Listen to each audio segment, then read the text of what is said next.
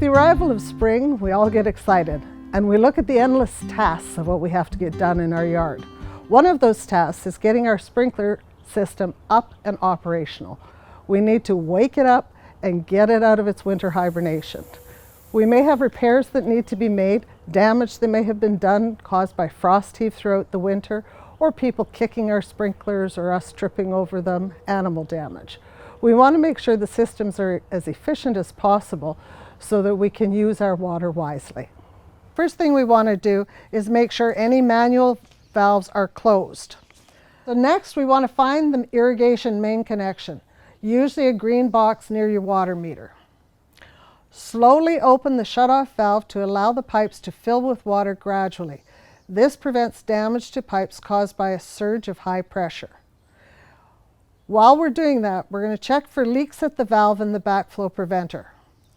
If there's water in the box or spraying water, you may have a leak.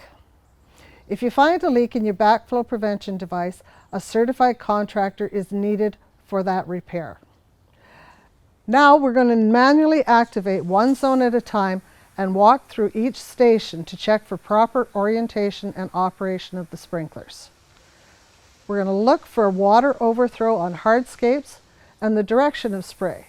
We want to make sure to adjust the sprinklers to keep water on the landscaped area.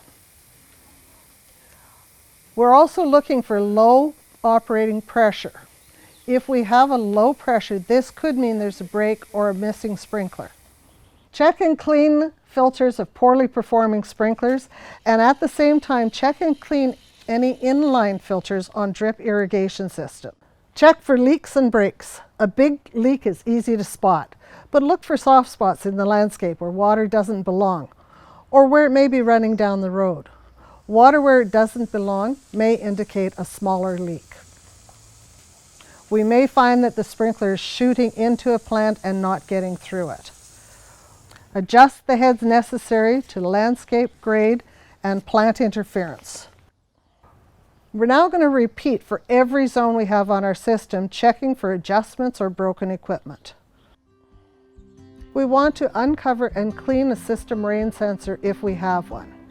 At our controller, we may have a battery backup to our program. If necessary, we want to replace the battery.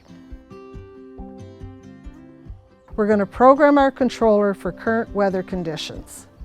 In spring, the days are shorter and the temperature's cooler, so 1 full inch per week need not be applied. Mark your calendar.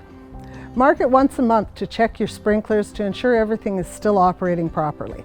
We're looking for any kind of damage, and we want to adjust for our weather conditions. If you have newer Wi-Fi controllers, this is done automatically for you, but it only takes a couple minutes for you to check it yourself. Irrigation management is dynamic. We want to check out our system on a regular basis. If you want to learn how to use your water wisely, check out the CRD website.